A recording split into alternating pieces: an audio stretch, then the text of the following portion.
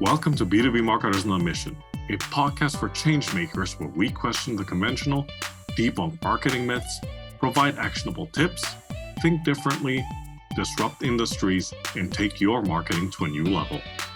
From improving your campaigns to making you a better marketer, these are the inspirational stories that will help us change the way we think and approach B2B marketing one conversation at a time. This podcast is brought to you by Blake Consulting, helping you to stand out in the market and drive revenue to your B2B business. And now your host, Christian Klepp. Welcome everyone to this episode of B2B Marketers on the Mission. This is the show where we help you to question the conventional, think differently, disrupt your industry, and take your marketing to new heights. This is your host, Christian Klepp, and today I'm joined by someone on a mission to create B2B networking experiences that connect you with your ideal clients. So Mr. Donnie Boivin, welcome to the show, sir. Hey, Christian, thanks for having me on, bud. I've, a couple of conversations we've had in the past. I was looking forward to this one. I knew it would be a fun conversation. Absolutely. And like I said before we hit record, I think this is such a pertinent topic, not just to B2B marketers, but to people in general that are attempting to put themselves out there, build their network, build their businesses, and, leverage something that's existing or even new. So, why don't we just jump right into it and get this party started? What do you think? Yeah, for sure, man. From my perspective, networking is such a key fundamental skill that people have got to have. And I think a lot of people don't understand what networking is, how to use it, what to use it for. So, we can chase down all those rabbit holes and have some fun with it. Let's do that. So why don't we kick off with this one? You've been on a mission to deliver, I love this one, networking experiences that don't suck for B2B. So if we were going to try to narrow down that topic, and this is going to be a handful, so bear with me here, but the topic is how to empower B2B professionals to build influential networks and businesses based on genuine connections and community support. So if we were going to start off this conversation, let's start off with two questions, and I'm happy to repeat. One is, why should B2B marketers care about this? And number two, where do you think most networking falls flat? Great stuff. So I'm going to answer both of those, but first I want to define networking because I think people just don't understand what networking really, really is. And just so your listeners know, I look at networking completely different, and I tend to try and flip networking on its head for people. So for me, networking by definition, in a business development role, we'll come at it from that perspective, is building other people's companies. Most times, if you're selling B2B, your clients are bigger companies, right? Like you may not be doing $1 million business, but your clients are likely to do, $1 million, $20 million plus in revenue.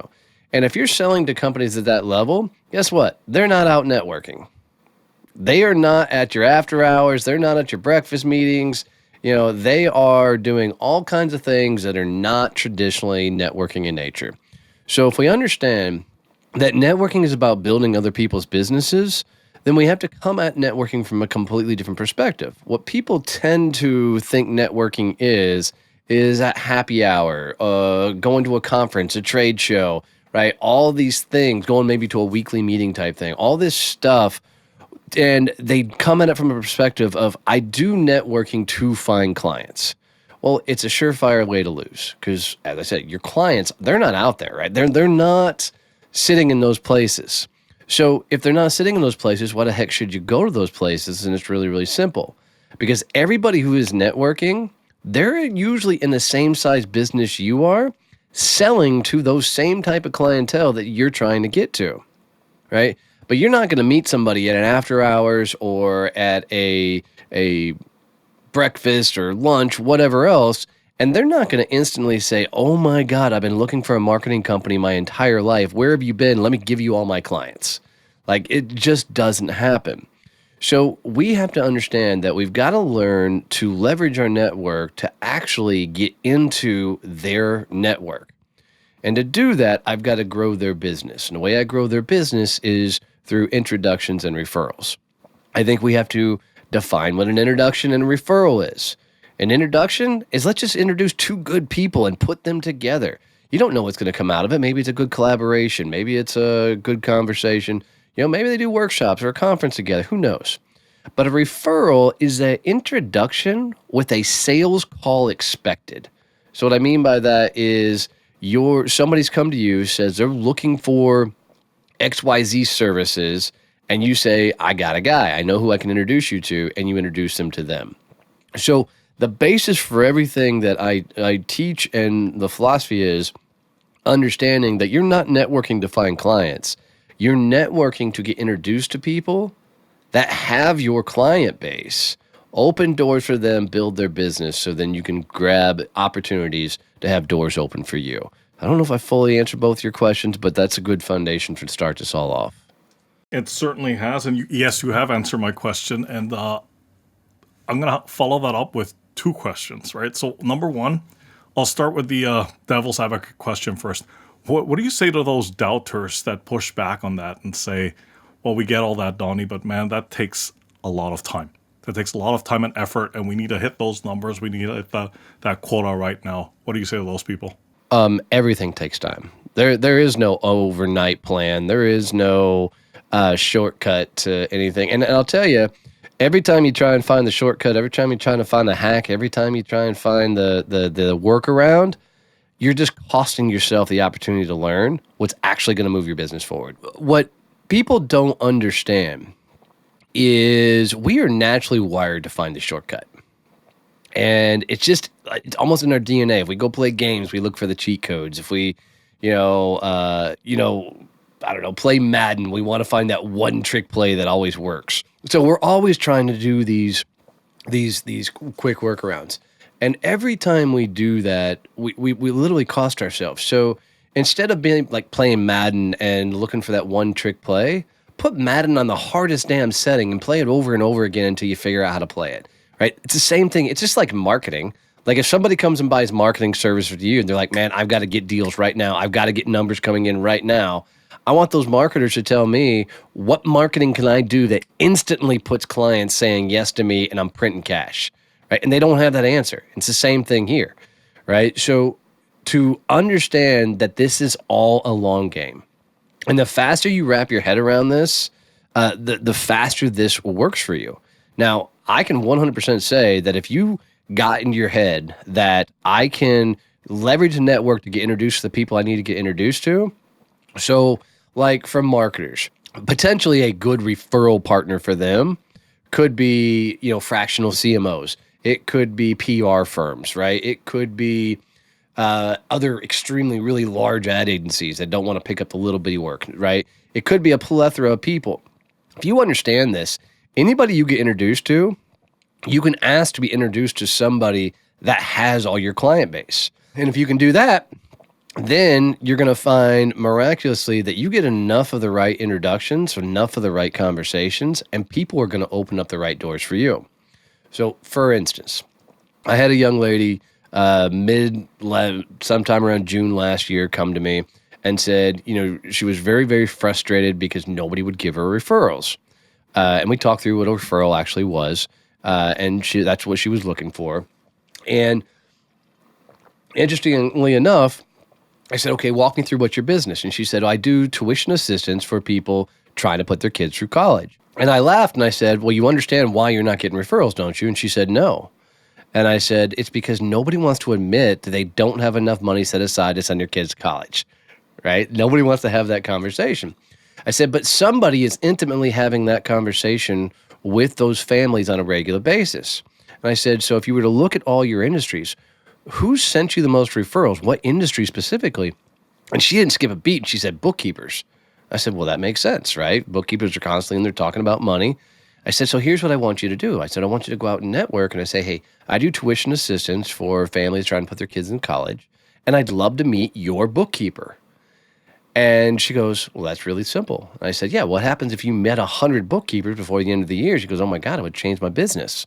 Well, in fact, it did, because 3 weeks before the end of the year, she called me up and said, Donnie, you're not going to believe this. I tripled my business and actually had to tell people to stop introducing me to bookkeepers because about every second or third bookkeeper had a ready-made client for me.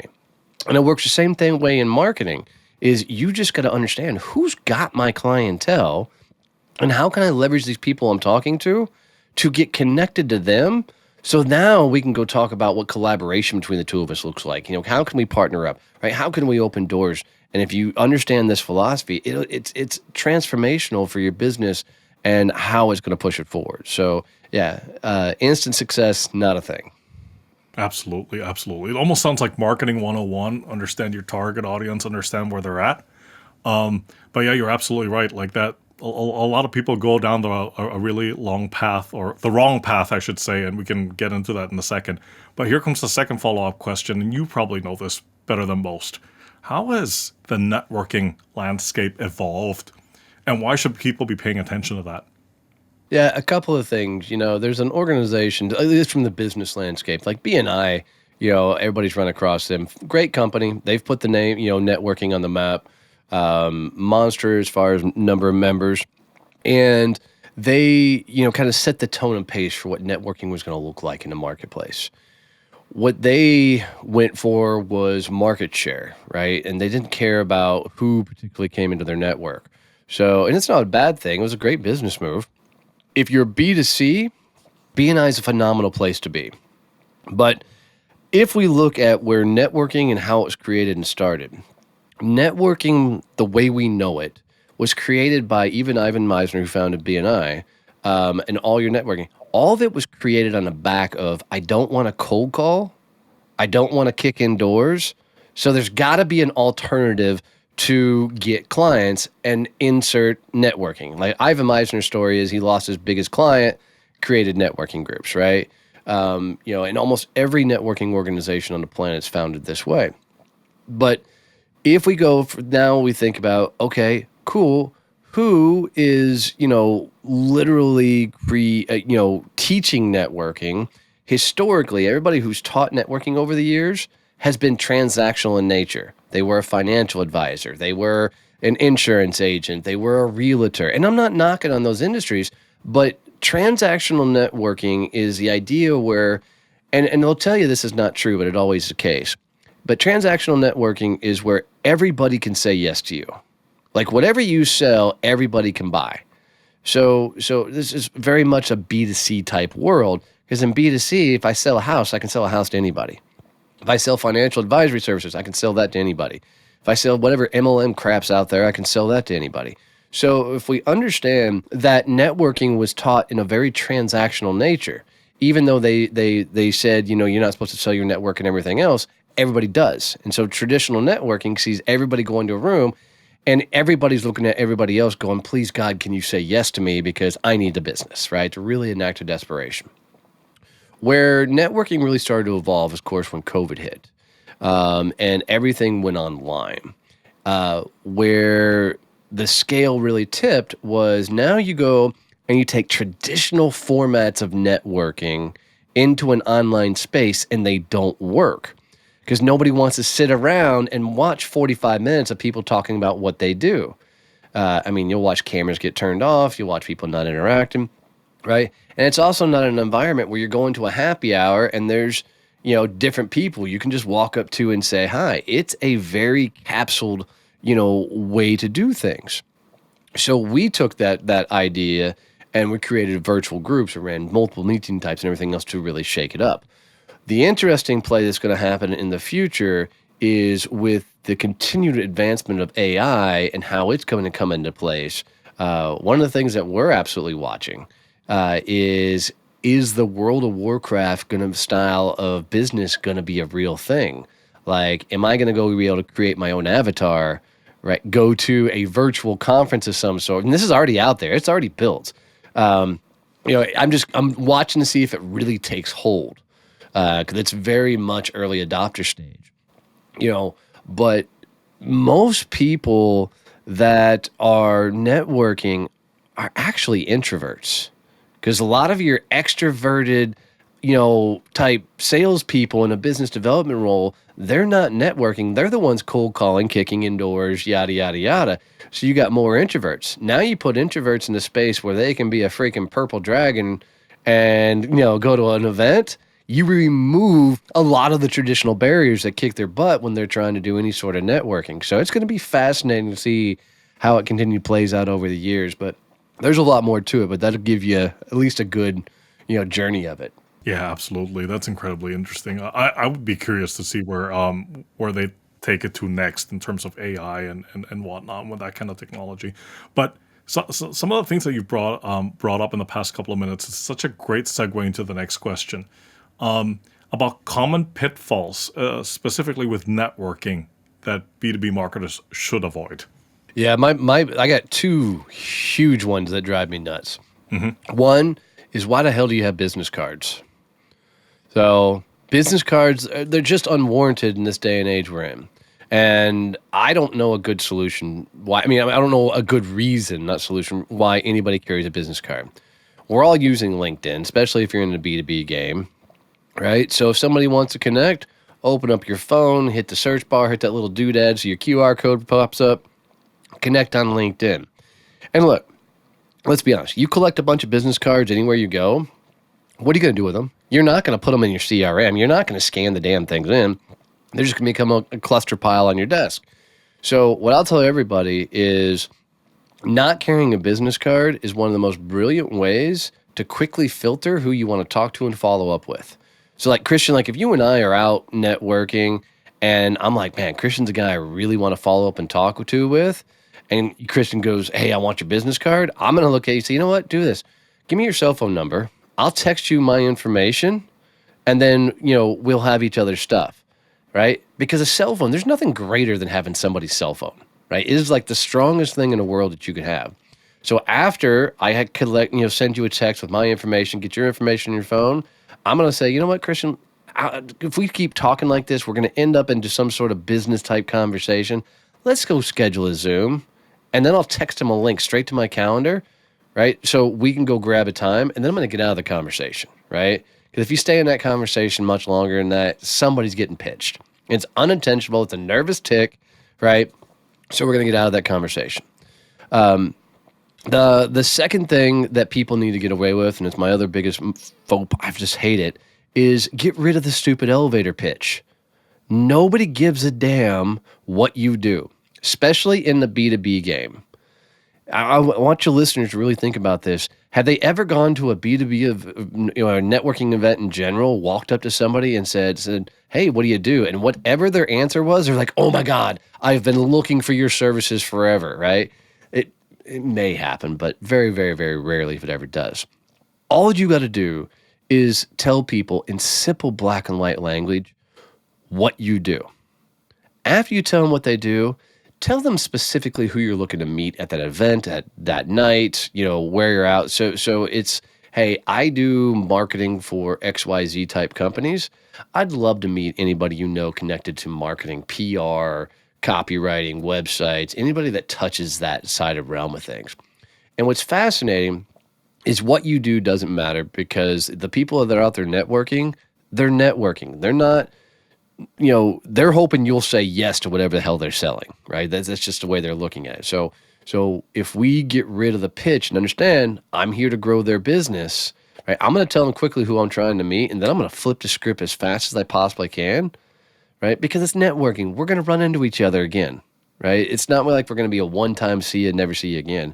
So I'm going to say, hey, I'm Donnie. I run B2B networking groups all throughout the world. I'm looking to meet people that have business communities and podcasts. And then I'm going to immediately say, tell me about your world. How did you get into what you do? And I'm going to kick it off of me as fast as possible. And how did you get into what you do is one of the greatest questions you can start off with to get people really connecting with you. But yeah, those are my two biggest things. Get rid of the pitch, get rid of the business cards, and you'll get a lot further in your conversations. Absolutely, absolutely. No, those 2 points really resonated with me because it was one of the things that frustrated me in the beginning. And now I realize, yeah, you know what? I actually don't want people's business cards anymore. Just connect on LinkedIn and that's it, right? Yep. And to your second point, I've hated elevator pitches from the get-go. So I'm kind of glad that they're eventually fading into the ether. There's some organizations going to keep them forever. I'll go to LinkedIn and say, guys, stop the elevator pitches. And there's elevator pitch coaches out there, and they come at me every time. It's the funniest thing in the world. But if you need a jingle in the back end of what you do, it's because what you sell sucks. Yep, absolutely. And let's be honest, how much can you really pitch to these people or tell these people within those 30 to 60 seconds? Yeah. I mean, Correct me if I'm wrong, but didn't the elevator pitch wasn't that developed because of cold calling? Like, because you only had Nah, that it was specific frame? actually it developed because of the elevator ride. So people Right. were in these big cities, and they would find themselves on an elevator with somebody, and you got you got like 10 floors or whatever to, somebody asked what you do. Then the freaking sales guys got a hold of it. Oh, okay. That's when it really evolved from the cold calls and that whatnot. That's where it got. Is bastardized a bad word? I don't know, but it got destroyed at that point because of once salespeople get it, we're gonna screw it all up and destroy it, and try and make it some sort of tactic or skill to convince you that, oh my God, you need us.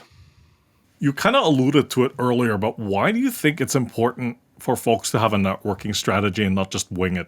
Because if you don't calculate an ROI on every bit of activity you do, and as marketers, you guys should know this. Like, if you can't put an ROI to it, you can't look at the metrics. How the hell do you know if it's actually working, right? So and ROI has got to be defined as well. ROI does not always mean return on money, right? It can be money, time, opportunity, information. Like, I've gone to events just to figure out where a certain individual is going to be, right? Or I've gone to events to figure out the other events I needed to go to, and different things. So you have to define what ROI is for all of this. And when you look at networking most times, most people, because they don't look at it as a business development tool, they don't know how to effectively track everything that works. So that would be like sending out an email campaign and not looking at the open rate and, the accepted rates and all the like. It's like sending out a postcards and not having any sort of QR code or some trackable mechanism on there to know if it's working. Networking's got to be done the same exact way. So when you think about networking, like if you got a group of business development folks or you're going yourself, you got to think, okay, I'm going to this after hours. What am I going to accomplish here? And it needs to go through your head. I need to set 2 appointments, not with clients. I mean, if clients happen to be there, cool. But I need to set 2 appointments with strategic referral partners, people that can open doors for me. If I'm going to a trade show, if it's a one-day trade show, how do I set 2 appointments here? If it's a trade show, it better be with a prospect. If I'm going to a conference, can I set up a referral, conversation while I'm there? Everything's got to have a trackable ROI. And all the way down to we look at networking as a whole based on 2 solid parameters. How many introductions do I have to give before I get an introduction? And how many referrals do I have to give before I get a referral? Based off of that activity, I can tell a lot about how or what the things I have to maintain and do on a regular basis to keep my business coming in and get me into enough of the right conversations. So you can't wing it in networking. This just like marketing. It's the same principle, same philosophy. Absolutely. You brought up something, and I'd like to go back to it. Following up. They do say that the fortune's the follow-up or whatever it is. What would you suggest to folks out there that are listening to this conversation? Like, what's the right way to follow up? Because certainly spamming the living crap out of people you met at a conference is not the way to go. Here's what I'll tell you. Everybody sucks at follow-up. And, people have asked me all the time, well, how long do you wait to follow up with somebody after a conference or something? And my answer is very simple. Set the appointments at the event so you don't have to worry about the follow-up. So I'm just let's get the action done now. And this is what I tell you. Most times your clients aren't networking. The difference being, like, maybe if you're going to trade shows and stuff, they might be there. But either way, nobody wants to be the greaseball sales guy, right? So, and that's what following up usually feels like, is that really greaseball sales maneuver. So if that's the case, we have to start looking at it from, okay, if I'm not going to follow up, then I have to take action right now to get into a conversation. So if I'm having a dynamic conversation with somebody and it makes sense to have a second conversation, they've got their calendar sitting right there in their hands. I'm going to take them right then and there and go, hey, let's do this. I'd love to continue this conversation. Can we grab a Zoom or maybe lunch, coffee, cocktail, whatever, and continue this conversation? And most times you'll go, yeah, sure, let's do that. And I've done this with mom and pop companies all the way up to heavy decision makers and Fortune 5s. If the conversation and the mood is right, they'll almost always say yes, right? If they say no, it's because you are seeing a different part of the conversation than they are. But if you have to follow up, I'm of the firm belief that you need to be the first person to follow up. Because you know why? Because nobody else is going to. Because everybody else sucks at the game. So it's as soon as you get back to your hotel room, as soon as you get back to your office, as soon as you get home from that conference trade show, first thing you do is you shoot them a message. And the message needs to first remind them who you are, remind them what you talked about, ask for some sort of next step, right? Of where do we go from here? And then if you have a drip campaign, you have someplace, you can put them off to the side and go, cool. Put them in a sequence, a series of emails that takes them on a journey and path, right? But if you come hit them every email with, well, we do XYZ, the best of everybody, you buy my crap now and all that stuff, you're just going to get lost in the sauce, right? Just remember, desperation smells and everybody knows it, right? So keep it simple, but think through it like a marketer should. And what is my follow-up campaign for these individuals? And you can't send just the same generic crap to everybody either, right? You've got to personalize. And think about it this way. If every one of these people you're talking to can either introduce you to your ideal client or they are your ideal client, right? There's a lot of zeros on the back end of that conversation that potential person is worth to you. You need to treat them like so. And if you don't want to treat them like so, then why are you in the game in the first place, right? So I suck at follow-up, so I get it done right out the gate. Absolutely. No, I love that one. Desperation smells, and boy, is that true. But it's to your point that you brought up earlier. It's really a balance of timing, finesse, and there's a bit of an art and science to it, right? Because of course you want to. You want to get them to a yes, or you want to get them to, sure, let's jump on a call or what have you. But there's got to be a lot of these factors in between that help massage the message a little bit instead of hey, Donnie, we're going to get on call. And, we work with companies from A to Z, and I've worked with dropping all these names of people you've never heard of, right? I mean, we get them all the time. And I just don't understand why people don't evolve, because that stuff didn't work before, and it sure as heck doesn't work now. Right.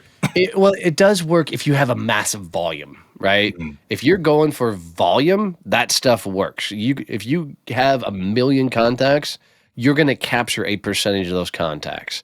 But most of us don't have 1 million contacts, right? We're sitting on a list of a couple thousand people. We can't blow that list, and destroy the people we have in there. We got to nurture the hell out of them. Absolutely. You brought this up a couple of minutes ago, but how do B2B marketers get buy-in from somebody up high for something like networking? Because, they get thrown, they get things thrown at them like ROI questions and what have you. So what do they need to do? So they need to go into the conversation, one, with a predetermined, this is how we're going to track the success of this. So these are my key performance indicators. These are my metrics, my KPIs that I'm going to measure for this. So what happens to most people is they hear about networking and they're like, you know what? I'm going to go to a couple of happy hours. I'm going to go to this association. I'm going to do this thing. And they go into it, and because you can't get immediate returns on it, they'll just tell their boss, hey, I'm going. Boss goes, hey, what'd you get from that? And they're like, nothing. They're like, well, okay, you're not doing that anymore. Well, of course you didn't get nothing. Nobody does business, especially in a B2B game, on a first conversation, right? It's going to take a couple of conversations, and oftentimes you got to see somebody on multiple times at multiple events before you'll even be willing to have that second conversation with them, right? Because in B2B, things take time. This is not B2C where anybody can immediately say yes to you.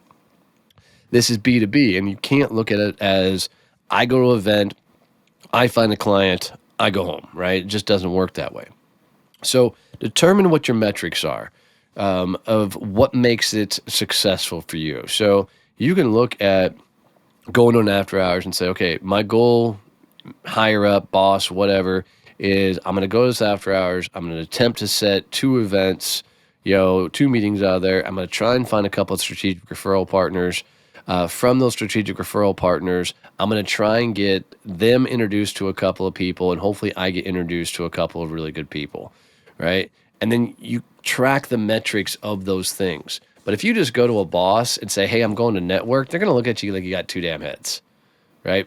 Most times, because they don't understand networking, they are introverted, so the idea of going around a bunch of other people is scary as hell, right? So you have to come at them, and it's almost like doing. I've always said there's 2 sales in every sale.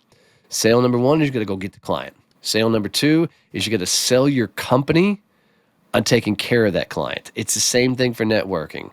You got to sell, let me find the networks. And number 2, you got to sell your company on letting you go to the network. And then it's your job to buy you time, because networking does take time. So, and if you're a higher up trying to get your people that work for you, network, then you need to buy them time. Like if you're going to join an association, it's 6 months to a year, 18 months before you're going to see an ROI on that. Right. And you need to go into that expecting, and you also need to tell your higher ups, if I'm going to go join an association, we're playing for year 2. We're not playing for year 1. Yeah, absolutely. Absolutely. And you brought it up earlier, but it's also, there's a heck of a lot of nurturing going on here too, isn't Yes. it? Right? Yes. Yeah. It's B2B networking. If people are networking, then they network. They're not cold calling. So networking is likely their top strategy to do business development. You're going to see them again. And think about it. You go to an event the first time, you walk in, you don't know anybody. Yeah, it's awkward. It's even for an extroverted guy like me, I'm more situationally extroverted, but it's just weird that first time you walk in, there's a lot of figuring people out. There's men sizing each other up. There's all the stupid things that are happening, right? Pissing contest, if you will, all that stuff that happens. So you go back to the second time and you might bump into somebody you met the first time. But by the third, fourth time, people start seeing you. They start recognizing you. And it becomes a lot easier, and you'll come more and more out of your shell. And over time, people will be more interested in what you do. And, everything we do tells a story. This is personal branding 101. So how we show up, how we talk to others, what we do for other people's, all tell people, are we somebody that they can trust? Are they somebody they can approach? And the more you do the right things over time, the more your personal brand develops, and that's when the real opportunities come to the table. It's over time doing the right things on a regular basis. Absolutely. Absolutely. All right. So we get to the part in the show where we're talking about actionable tips, and Donnie, you've given us plenty. But if we're going to summarize it or recap it, and list 3 to 5 tips or things that B2B marketers can do right now to leverage networking, what would those things be? So first one is there's 4 places you got to be networking. Very, very tactical. You need to have an association that is filled full of people who also sell to your ideal client. So if we go back to the gal who did tuition assistance, her finding a bookkeeper association would be like the greatest thing ever. Okay. The second place you need to be networking is you should be sitting on a nonprofit board. And the reason you sit on nonprofit boards is because if you look at the nonprofit, especially the bigger there is, they're filled with decision makers, right, of bigger companies. So you find a nonprofit that you're truly passionate about their mission, and then you go work with them until you get on their board. Third place, you need networking group like Success Champions Networking. I'm not trying to do a shameless plug here, but B2B networking groups, you need to be meeting with a group of people that are proactively invested in growing your company. The fourth place you need to be networking is a private club. So this is anywhere where somebody's paying a private membership and business conversations can happen. So this can be a business club, country club, cigar lounge, wine club. I don't care, but anywhere. And if you are a part of a country club, cigar lounge, or something, and there's not a business club inside of that club, create it. But if you do those 4 places, you're going to find yourself freaking just blown away at the level of people you need to meet. 2, you need to understand people buy you, then get what you sell. You need to be building a personal brand of because let's be honest, people are talking about you, right? We might as well help them tell the right story. So that means you need to be doing the right things, the right activity at the right time, and opening doors for other people. Think about everybody else is at these events and things. They're looking for business. They're trying to get things going. Be the person that knows everybody in the room and can open up all those right doors and watch what happens. 3, understand that your clientele are not networking, right? You're leveraging your network to get induced to people who have your clientele. And the more you do this, the better off you're going to be. We call it a synergy triangle. We put you at the top. We put your favorite client in the center. And then at the bottom of that triangle, I want 2 industries that sell to that favorite client's industries, right? And find as many people in those industries as you possibly can. Think the bookkeeper and the tuition assistants, right? It's a huge combination. And then the last thing I want you to think about is if networking is the only activity you're doing, you're going to lose. Networking alone will not build a business. You still need to be selling. You still need to be marketing. You still need to be, connecting. You still need to be doing cold outreach. You still need to be doing a combination of all the regular stuff that you do to grow a business.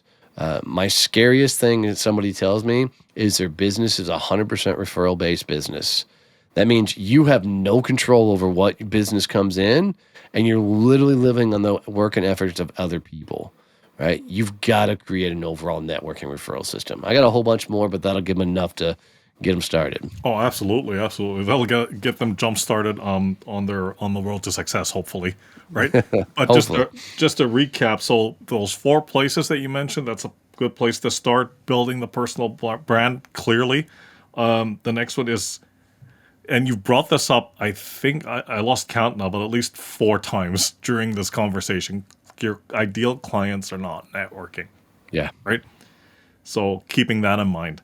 And I did have a follow-up question for you on that one. And number 4 is doing something else besides networking, right? 100%. So it's none of this like, okay, we only work off of referrals, or we get all our business from through word of mouth and what have you, right? You brought it up earlier in the conversation, but I think it's worth repeating. Just define for us, from your professional perspective, what a referral actually is. So a referral is an introduction with a sales call attached. So it would say, I specialize in building websites. A referral for me would be, hey, Bob, I hear you've been looking for a website. Let me introduce you to Donnie, who does websites. I've told him all about your company, the things I know. He's really looking forward to meeting you. Both parties know that there's a sales call expected. So it'd be like for me, Christian, if I ran into somebody who was looking for marketing services. I'm like, have you met my buddy Christian? Again, I would say, Christian, meet so-and-so. They do X, Y, Z. This is their business. As we were talking, they were telling me some of their marketing struggles, some of the things that they were frustrated at. I told them they should talk to you. They're really looking forward to the conversation, right? There's an expected sales call in that. That's a referral. Everything else is an introduction. And you have to separate the 2 out because it allows you to define what you're doing for somebody. Because what most people think they're doing as a referral is actually an introduction. And for me, I want more introductions than referrals, because if, a referral oftentimes is a one and done, type deal. But if I can get you introduced to the right person, that could be 1,000 referrals over a lifetime. Absolutely. Right? That's where I want to be. Fantastic. All right. Donnie, I get the sense that you've been on your soapbox all this time, but please stay up there a little bit longer for this next question. A status quo in your area of expertise that you passionately disagree with, and why? Yeah. So for me, there's a couple. One, networking's for broke people. Two, everybody thinks that networking is just a social club. The third one is people only network because they don't know how to sell, right? And so I want to go after all these. I mean, I'm a 25-year sales guy, almost 20 years spent working for other people. You can Google me doing live cold calls and hear both sides of the conversation. I can do all the traditional sales stuff. I look like a traditional sales guy, right? But I hate it. I don't want to do that cold prospecting stuff. So if I'm going to network, then I've got to get damn good at networking. It can't not be a social club, right? I run a multi-six-figure company, and it continues to grow. And I'll tell you that when you're out networking, most of the people sitting on the walls at networking events are decision makers in companies. They're out there networking because they know they need to get into conversations. They just don't know how to pull themselves off that wall. So go rescue them off the wall. And, overall, networking is a full contact sport. Like, you literally have to be all in and do this right. And so if you're going to do networking, you better study it. You better become a craft. It better become something that actually does business development for you and grows your business. Otherwise, what's the point of doing it? Like, so if you're not going to get good at networking, you better get good at cold calling. You better get good at email marketing and all the other things, right? Or social media, something. You're going to have to get good at something, or you're going to constantly find yourself struggling to grow your business. Absolutely, absolutely. I love the sports analogy, by the way. I mean, it almost it's almost like working out, right? Like Yep. you want to get fit, and you want to have a nicely toned body, and you don't give up after 3 weeks when you don't see results. You gotta keep at it, right? Yeah, 100%. Month 100%. after month after month. And I'm a firm believer, though, too, and I wouldn't be this way until this year, that if you're not trying to work out and physically take care of your body, and I'm not the biggest dude on the planet, like, I got a long way to go to get where I want to go, but if you're not working your body, literally, you will not find success. Right. Right. Right. Even Elon Musk works out, even though he doesn't always look like it. But all the most successful people in the world have a huge fitness regimen. Oh yeah, I believe And that. I think it's a huge portion of figuring this all out. Absolutely, absolutely. All right, 2 more questions before I let you go, Donnie. Cool. Here comes the bonus question: if you had a superpower, what would it be and why? If I had a superpower, I'd probably want to fly. Man, there's just so many cool places to go and see and do, and that would save me a crap ton of money on flights and everything Security else. checks. Right. I just think that would be fun. I don't know if I can put my wife on a backpack or something and take her with me, but I think that'd be cool. Or you could hold her like this, right? Like this. Right? Yeah. See how long that will last. But man, Donnie, thank you so much for coming on the show and for sharing your expertise and experience with the audience. Please, quick intro to yourself and how folks out there can get in touch with you. Well, before we do that, guys, if you're still hanging out with us and you got any value out of this, do me and Christian a favor and take a screenshot wherever you're listening or watching this. Go post it to social media. Tag us in there. If I see it, I promise I'll come comment on it, engage with it. But, building a show takes a lot of work, and trying to create that following, it's a lot of things to do. So do Christian a favor. Take a screenshot, tag us in there. If we see it, we'll come say hi. But it lets him know that this is the kind of content you guys want more of and you're more interested in. As far as me, LinkedIn's the best platform to come find me. So Donnie Boivin, B as in boy, O-I, V as in Victor, I-N on LinkedIn. If you want to go check out our B2B networking group, successchampionnetworking.com. And if you want to come check out our summit, earmuffs really quick if you're sensitive, it's badassbusinesssummit.com. I didn't cuss through this whole thing, Christian. I am until so that proud moment. of you. Fantastic. And thanks so much for that shout out. That means a lot. Absolutely, brother. So thanks again for coming on the show, and take care, stay safe, and talk to you soon. Same. All right. Bye for now.